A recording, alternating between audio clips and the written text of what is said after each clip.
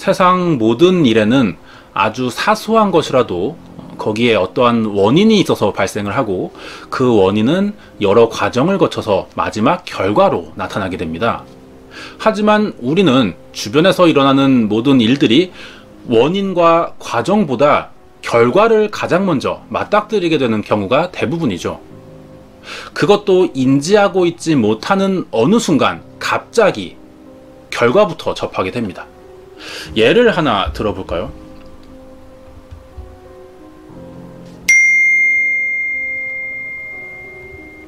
방금 제 휴대전화에 문자 메시지 하나가 왔습니다. 이것은 결과죠. 확인을 해보니 이번 달 사용요금 안내 고지 문자였네요. 그럼 이때부터 추론을 시작합니다. 휴대전화를 개통하면 사용량에 따라 금액이 매달 합산돼서 문자로 고지된다. 나는 개통 당시 이것에 동의해 계약을 했다. 그러니 이 비용을 내야만 앞으로 계속 휴대전화를 사용할 수 있다. 이런 식으로 문자 메시지를 통해 갑자기 결과부터 접했지만 경험과 기억, 추론 등을 통해서 그동안 어떤 과정이 있었고 최종적으로 이 모든 일의 첫 시작이었던 원인에 도달해 버릴 수가 있죠. 원인과 과정 결과를 결과, 과정, 원인의 역순으로 올라가면서 시간별, 현상별 상황을 종합하게 되는데요. 항상 인지하고 있는 것은 아니지만 우리는 매일 이렇게 살고 있습니다. 설명을 하니 장황해 보이지만 별로 복잡하거나 어려운 일도 아니에요. 경우에 따라서 짧은 시간 내에 원인에 도달할 수도 있고 시간이 더 걸리는 경우도 있습니다. 하지만 모든 일을 방금의 방식으로 알아낼 수만은 또 없는 것 같기도 합니다. 세상에는 아직 원인과 과정을 밝혀내는 것이 불가능해서 오랜 시간 결과만 남아있는 일들이 아주 많은데요. 해결되지 못한 미제 사건들이 여기에 속하죠. 끈질기게 매달려서 찾아내다 보면 뒤늦게라도 사건의 전말을 밝혀내는 일이 가능할 때가 있지만 아직 대부분은 그렇지 않은 것 같습니다. 이번에 알아볼 사건은 아직 해결되지 못한 사건 중 가장 미스테리해 보이는 사건이라고 생각되는데요. 장소는 미국이었습니다. 자세한 내용을 알아보도록 하겠습니다. 사진 속의 도시는 미국 로스앤젤레스의 브렌트우드라는 지역입니다. 브렌트우드는 13,000명 정도의 사람들이 모여 사는 작은 마을이지만 외곽엔 넓은 과일 농장을 보유하고 있고 부유층 가족이 많이 살며 높은 곳에 올라가면 바다까지 볼 수 있는 한적하고 세련된 도시 중 하나인데요. 그런데 이곳엔 주변과 어울리지 않게 반쯤 무너진 채 흙먼지를 날리며 17년째 방치되고 있는 주택 한 채가 있었습니다. 1998년까지만 해도 브렌트우드에서 가장 좋은 집이었고 위치도 좋은데다 고급 자재만 사용해 지어졌다고 하는데 왜 이런 집을 오랫동안 방치해두면서 폐허가 될 때까지 내버려 두고 있는지, 이 집엔 어떤 사연이 있는 것은 아닌지가 궁금해지죠. 이 집의 원래 모습은 이랬습니다. 미국의 상류층이라고 불릴 법한 사람이 살았을 것 같아 보이는 이 고급 주택은 1988년을 마지막으로 더 이상 아무도 살지 않았고 17년간 공사 중이라며 누구도 손을 대지 않고 있었는데요. 이렇게 집을 방치한 데엔 어떤 이유가 있었습니다. 이 집이 1994년 6월 12일에 발생한 살인사건의 현장이기 때문이었죠. 사건은 집에서 혼자 두 아이들을 키우며 살고 있던 여성과 이 집에 손님으로 와 있던 여성의 친구인 25살의 한 남성이 사망하면서 시작됩니다. 두 사람은 집안에 침입한 괴한의 공격을 받았고 모두 흉기에 온몸을 수십 차례 찔려 사망한 채로 발견되었는데요. 미국은 예전부터 한 해 살인사건의 수가 전 세계에서 가장 많은 나라입니다. 이 사건도 미국의 수많은 살인사건 중 하나로 그다지 특이할 만한 사건은 아닌 것처럼 보이는 것이 사실인데요.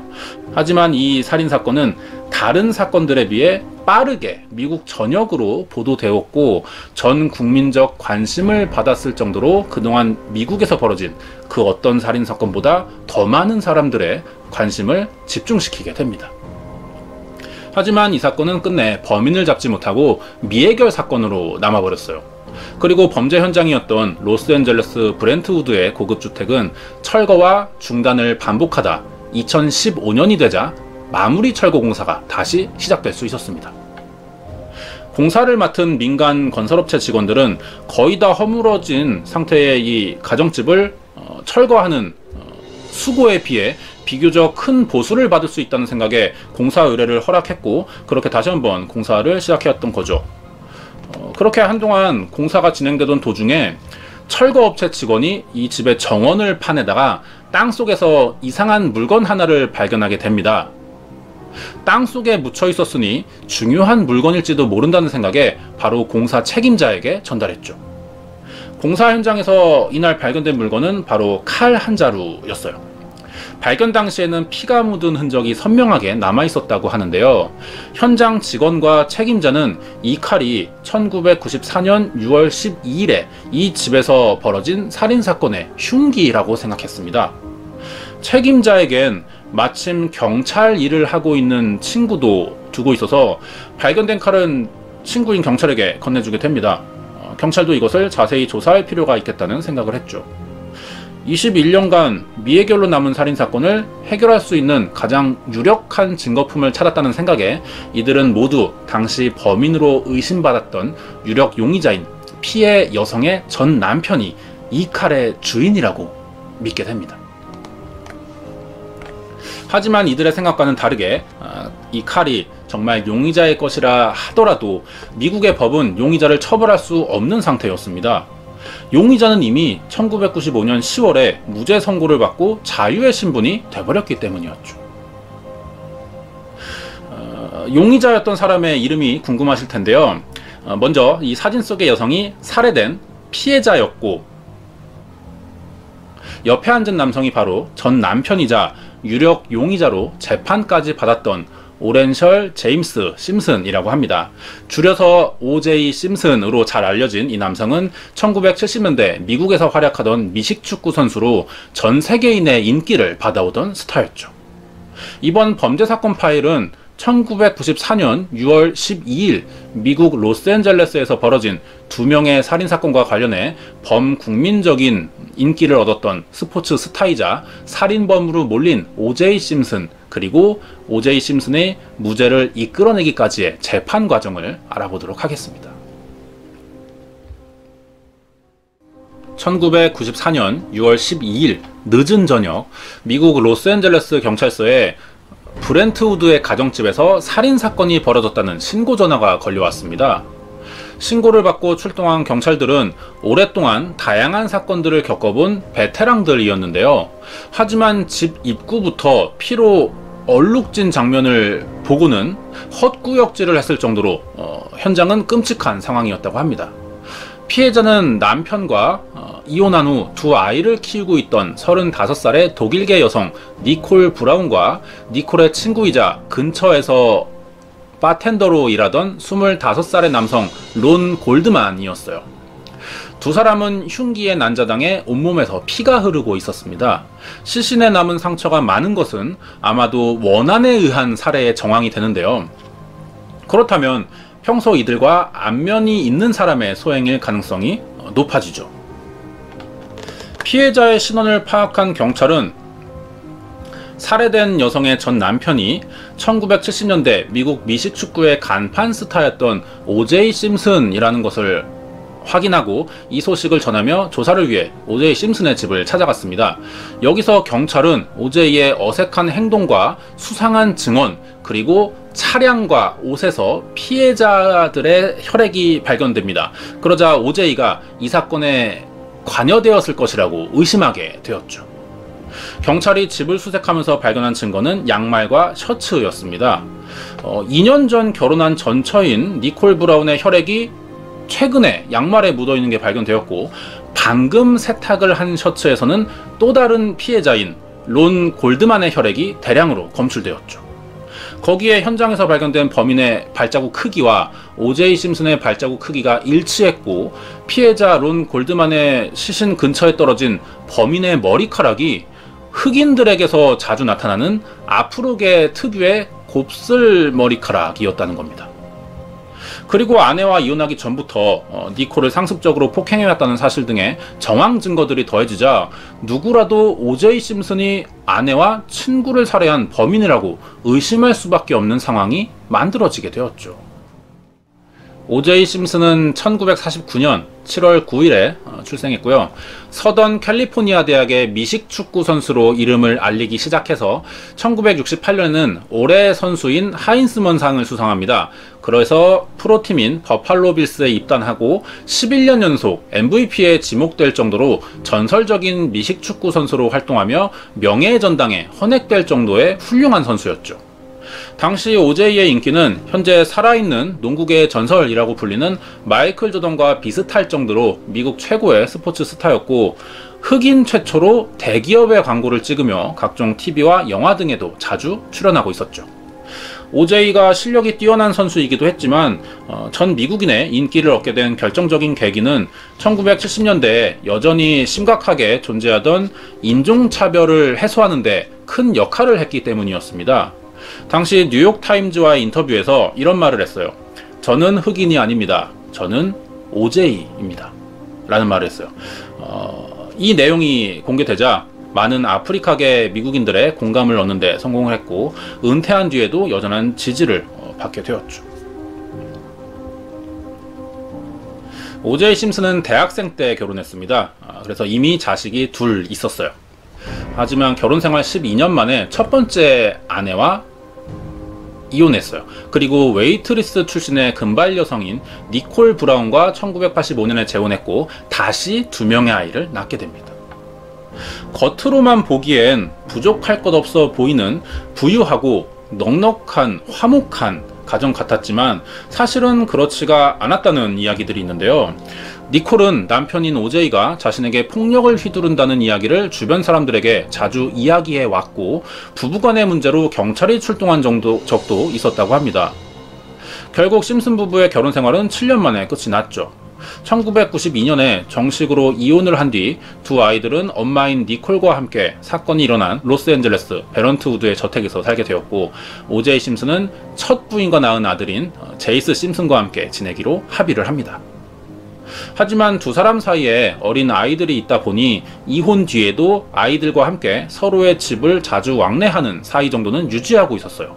그리고 2년 후 1994년 오제이의 전 아내와 한 남성이 집안에서 살해된 시신으로 발견이 되었던 거죠. 고급 저택에서 혼자 살고 있는 이혼녀와 25살의 젊은 남성이 밤중에 한 집에 있다가 살해되자 처음에 이 사건은 치정에 의한 살인사건으로 생각됐습니다. 그렇다면 수많은 증거들과 함께 전 남편인 오제이 심슨이 유력 용의자로 지목되는 것이 자연스러운 수사 과정이기도 했죠. 경찰은 용의자가 얼굴이 알려진 유명 스포츠 선수 출신이었기 때문에 도주의 위험성은 없다고 판단했습니다. 그래서 체포하는 대신 경찰에 출석할 날짜와 시간을 알려준 후 자진 출두할 것을 요청했는데요. 하지만 약속 당일 오제이 심슨은 경찰청에 출석하지 않았습니다. 출석 명령을 얻었으니 연행을 할 수밖에 없겠죠. 경찰이 집을 찾아가 보니 오제이 심슨은 자신이 억울하다며 자살을 암시하는 쪽지를 남겼어요. 그리고 이미 사라진 상태였습니다. 나중에 경찰이 오제이를 발견한 곳은 아주 의외의 장소였어요. 바로 405번 국도였습니다. 오제이 심슨은 대낮에 경찰과 추격전을 벌였고, 이 장면은 한 방송국 헬기 카메라에 촬영돼서 그대로 전 지역에 생방송돼 버립니다. 오제이는 도망치는 도중 총을 자신의 머리에 겨누며 억울한 누명을 썼으니 자살하겠다는 등의 행동을 보였지만, 막상 체포된 후 차 안에서 발견된 거액의 현금과 변장용 수염들이 발견되자 그동안 오제이를 믿어주던 많은 사람들조차 이 사건의 진실이 과연 무엇인지 의문을 갖기 시작합니다. 결국 오제이 심슨은 사건 발생 5일 후인 1994년 6월 17일 경찰에 체포됩니다. 하지만 여전히 자신의 억울함과 결백을 주장했죠.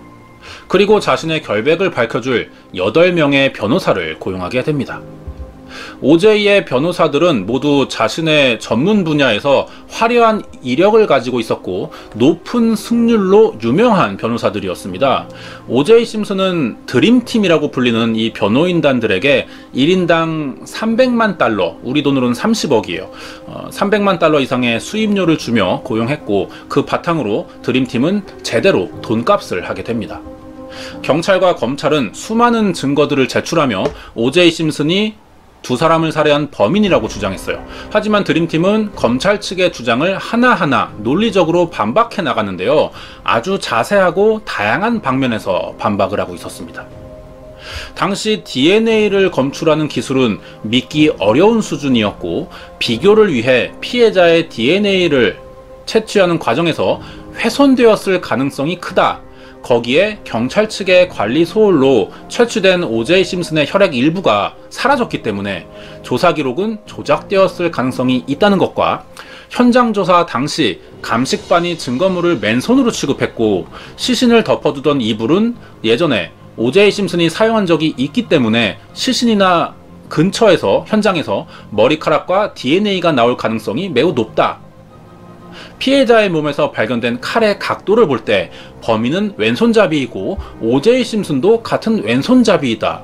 하지만 동시에 미국인의 10%가 왼손잡이이고 이들의 수는 2,600만 명이다. 결코 적은 수가 아니다.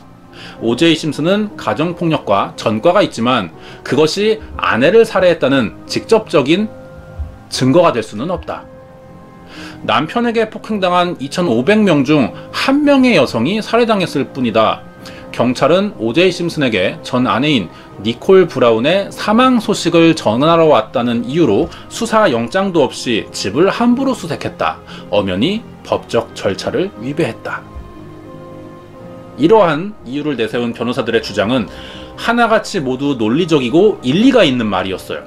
그리고 살인의 결정적 동기라고 생각되었던 치정도 사실이 아닌 것으로 밝혀졌는데요. 죽은 아내 니콜과 또 다른 피해자 론 골드먼은 친하게 지내던 이웃일 뿐 남녀의 관계가 아니었고 OJ 심슨과도 가까운 사이로 밝혀집니다. 검찰의 주장이 반박되고 살인에 대한 동기까지도 신빙성을 잃자 OJ 심슨이 범인이라는 증거들은 하나씩 힘을 잃어가기 시작합니다. 하지만 검찰 측은 여전히 OJ 심슨을 범인으로 지목할 수 있는 결정적인 증거품 하나를 남겨둔 상태였어요. 바로 사건 현장에서 발견된 OJ 심슨의 피가 묻은 왼쪽 가죽 장갑이었는데요. 그렇다면 반대쪽인 오른쪽 가죽 장갑은 어디에 있을까요? OJ 심슨의 집에서 발견됩니다. 만약 OJ 심슨을 범인이 아니라고 생각하려면 잃어버린 장갑의 반대쪽이 현장에서 발견된 것과 우연히 동일한 브랜드의 동일한 사이즈였다고 생각해야 하는데 누가 봐도 그럴 가능성은 상당히 낮다라고 볼 겁니다. 검찰도 같은 생각이었죠. OJ의 드림팀은 불리하게 적용될 수 있는 이 장갑을 가지고 고민에 빠지기 시작합니다. 하지만 곧바로 획기적인 방법을 이용해 위기를 벗어나게 되었죠. 바로 인종차별을 역으로 이용하는 것이었습니다. 변호인단은 초동 수사 단계에서 증거물 수집을 담당한 경관이 흑인을 혐오하고 비하하는 인종차별주의라는 것을 알고 이 점을 이용했어요. 변호인단이 이 담당 경관을 만나서 이야기를 나눈 적이 있는데 짧은 대화였는데도 흑인을 욕하는 단어를 50번 이상 사용하는 등 평소 흑인에 대한 부정적인 생각을 서슴지 않고 드러냈다고 합니다. 변호인단은 그 당시 이 대화를 녹음하고 있었고 음성 파일을 증거로 제출하면서 동시에 피 묻은 장갑에 대해 흑인을 극도로 싫어하는 수사관이 증거를 조작했을 가능성이 있다라고 주장을 해버립니다. 억지를 부리는 것으로도 보일 수 있지만 설득력이 있는 주장이었는데요. 실제로 경찰의 관리 소홀로 인해 OJ 심슨의 혈액 샘플 일부는 실제 사라진 상태였습니다. 게다가 인종차별주의자인 증거품 수집 담당 경관의 눈에는 흑인 주제에 유명세를 얻고 있던 OJ 심슨을 좋게 볼 리가 없었을 거고요. 가능성이 상당히 높아 보이는 주장들이었습니다. 검찰 측은 이 사건을 인종차별이라는 변질된 시각으로 봐서는 안 된다고 주장했지만 변호인단은 증거 조작을 강하게 내세우며 반박했죠. 양쪽의 주장을 입증시키려면은 한 가지 방법밖에 없었습니다. 법원은 오제이 심슨에게 장갑을 직접 착용해보라는 지시를 내렸어요. 검사 측은 같은 모델의 새 장갑을 착용해 봐야 한다고 했지만 변호사 측은 증거로 제출된 장갑이 아니면 의미가 없다고 반박을 했습니다. 결국 오제이 심슨은 살인 현장에서 발견된 장갑을 실제 자기의 손에 껴보기로 결정하죠. 변호인단은 장갑을 껴보기 직전 검찰 측에 이렇게 말했습니다. 만약 장갑이 맞지 않는다면 오제이 심슨은 무죄입니다. 결과는 어떻게 되었을까요? 재판장 안의 모든 사람들은 숨을 죽인 채 오제이 심슨이 장갑을 착용하는 모습을 지켜봤습니다. 하지만 장갑은 손목이 걸려서 엄지와 검지가 아예 들어가지도 않는 상황이었어요. 검찰이 범행을 입증하기 위해서 내세운 증거품인 이 장갑은 오제이 심슨의 것이 아닌 것 같았습니다. 사실 장갑이 맞지 않으면 무죄다라고 말했던 변호인 측의 주장은 시각에 따라 사람들의 의견이 달라질 것 같기도 한데요. 장갑은 사실 오제이 심슨의 것이 맞지만 손에 맞지 않을 수밖에 없는 여러 가지 이유들이 존재하고 있었습니다. 먼저 오제이 심슨의 피가 장갑에 묻으면서 가죽이 수축되었을 가능성이 있고, 재판 중이던 당시 손이 상처로 인해 약간 부어 있었던 점과 착용 당시 이 증거품 훼손을 최소화하기 위해 안에 라텍스 장갑을 끼고 그 위에 장갑을 꼈다는 점, 관절염으로 평소 복용하던 약을 재판 기간에 제때 복용하지 못해서 손발이 부었다는 사실 등이 이유였어요. 하지만 검찰은 오제이가 장갑을 껴 손 크기를 확인하는 것에만 신경을 쓰느라 이런 예상치 못한 일이 벌어지자 이러한 이유들을 제대로 주장하지는 못했습니다. 이번 오제이 심슨의 재판은 기소와 변호에 총 2천만 달러 이상의 금액이 사용되었고, 당시엔 생소했던 DNA 분석이라는 과학적 수사 방법도 동원되었어요. 이 사건은 단순 살인사건 외에도 흑인 남성이 백인 여성을 살해했을 것이라는 인종과 성별에 대한 문제점도 이슈가 되었었는데요. 이 사건에 재미있는 설문조사가 있었습니다. 미국 CNN과 USA 투데이에서 실시한 설문조사에 따르면 흑인의 60% 이상은 오제이 심슨이 무죄라고 믿고 있었고, 백인의 70% 이상은 범인으로 생각한다는 결과였는데요. 사건 진행 자체보다 인종을 놓고 대답했다는 해석도 가능한 결과였습니다. 그렇다면 이 사건의 판결은 어땠을까요? 1995년 10월 3일 수요일 아침에 열린 오제이 심슨의 마지막 재판은 참여한 12명의 배심원 중 9명이 흑인이었고 1명이 히스패닉, 그리고 2명의 백인으로 구성이 됩니다. 이것도 오제이의 드림팀의 요청으로 여러 번 교체된 후 최종 결정된 구성원이었어요. 결과는 오제이 심슨이 두 사람을 살해했을 가능성은 있다고 생각되지만 이 가능성을 합리적으로 의심할 정도의 확신은 들지 않습니다 라는 판결문과 함께 오제이 심슨은 전 아내인 니콜 브라운과 친구 론 골드먼이 살해된 지 372일 만에 유력 용의자 신분을 벗어나고 무죄를 선고받아 자유의 몸이 됩니다. 무죄라는 말에 심슨과 변호인들 그리고 재판을 지켜보던 오제이 심슨의 주변인이 모두 주먹을 쥐면서 크게 환호했었죠. 그리고 환호하는 사람들 사이에 유일하게 얼굴이 굳어있는 단 한 사람이 있었습니다. 이 남성은 같은 흑인으로서 자신들의 인권을 높이는 데 기여한 오제이 심슨의 무죄 판결을 왜 기뻐하지 않았던 것일까요?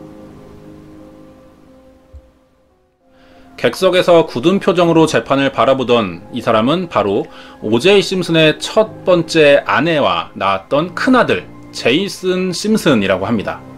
이 장면을 본 범죄심리 전문가인 헨리 리 박사는 이 사건의 진짜 범인이 오제이 심슨의 아들인 제이슨 심슨일 가능성이 높다는 말을 한 적이 있는데요.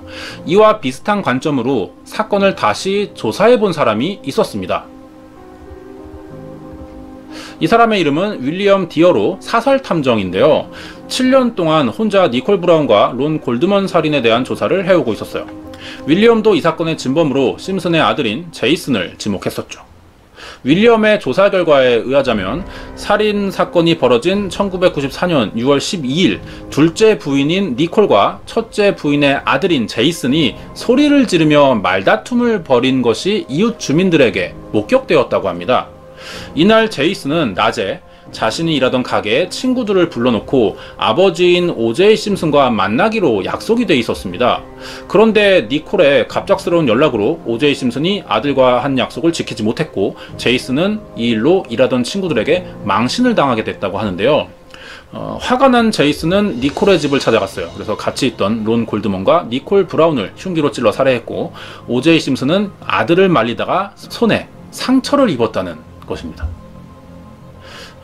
탐정 윌리엄은 이것에 대한 증거로 현장에 남아있던 두 종류의 발자국이 심슨 부자의 신발 사이즈와 일치한다는 점, 그리고 현장에서 발견된 모자의 주인이 아들인 제이슨의 것이라는 것, 론 골드먼의 시신 근처에서 발견된 앞으로의 곱슬머리카락의 주인은 제이슨 심슨일 수 있다는 것, 그리고 결정적으로 오제이 심슨에게 너무 작아서 맞지 않았던 이 가죽 장갑의 진짜 주인이 사실은 제이슨이라는 것을 밝혔습니다. 특히 가죽 장갑은 지난 크리스마스에 니콜이 제이슨에게 선물했던 것으로 범행 당시 제이슨이 착용하고 있었는데 아버지인 오제이가 이 범행을 말리는 과정에서 손을 다쳤고 이때 한쪽 장갑에 오제이 심슨의 혈액이 검출된 것이라고 생각하고 있는데요. 당시 24살이던 제이슨 심슨은 니콜과 론 골드만의 살인 이전에 간헐성 분노조절 장애로 인해 여자친구를 심하게 폭행한 적이 있었고 정신과를 다니며 약물 치료를 받고 있던 중이었습니다. 탐정인 윌리엄 디어는 제이슨 심슨을 간과된 용의자라고 칭하는데요. 분명히 여러 부분에서 용의자로 의심되는 점들이 있지만 오제이 심슨을 진범으로 단정한 경찰과 검찰에 의해 지문 감식이나 혈액 샘플 채취는커녕 조사 한번 제대로 한 적이 없었다고도 주장을 했어요. 그리고 만약 아들 제이슨이 범인이라면 오제이 심슨이 그동안 자신은 범인이 아니라고 주장하면서도 동시에 다른 용의자를 지목하지 않았던 이유가 설명이 가능해지죠. 제이슨이 아버지에게 죄를 뒤집어 씌우려는 생각을 했는지는 단정할 수가 없지만 만약 사실일 경우 아버지가 무죄를 받는 순간 굳은 표정으로 앉아있던 것은 수사가 다시 시작되면서 자신이 용의자로 지목될 가능성도 생기기 때문에 이 재판으로 아버지가 유죄를 인정받아야 사건이 마무리되고 자신은 혐의를 벗어날 수가 있으니 이것을 아마 바랬을 수도 있다는 생각이 듭니다. 하지만 제이슨 심슨에 대한 조사는 여전히 시작되지 않고 있으며 24년이 지난 지금까지도 여전히 니콜 브라운과 론 골드만을 살해한 진범이 누구인지는 밝혀내지 못하고 있습니다. 오제이 심슨은 1995년 형사소송 재판에서 최종 무죄 선고를 받습니다.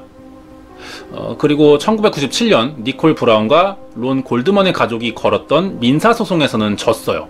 그래서 유가족들에게 배상금 850만 달러와 징벌적 배상금 2,500만 달러, 도합 3,350만 달러, 우리 돈으로 370억에 달하죠.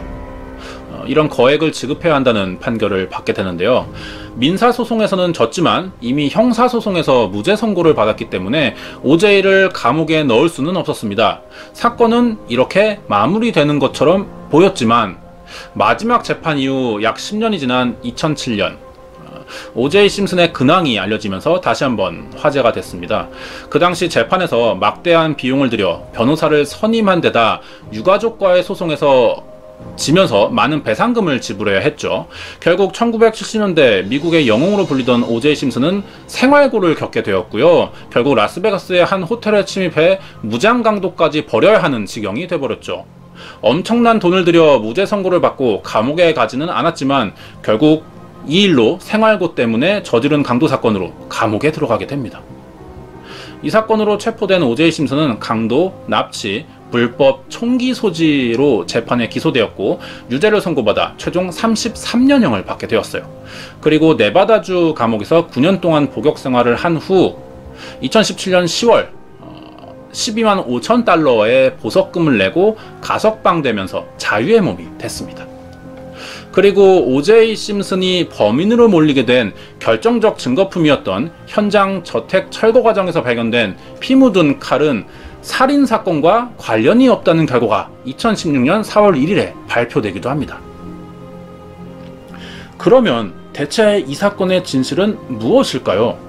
오제이 심슨은 정말 이 사건의 범인인지, 아니면 차마 아들인 제이슨을 범인이라고 말할 수 없었던 것인지 아직 밝혀지지는 않았지만 수사도 진행되고 있지 않기 때문에 이대로라면 당분간은 계속해서 미해결 사건으로 남아있게 될 것 같습니다.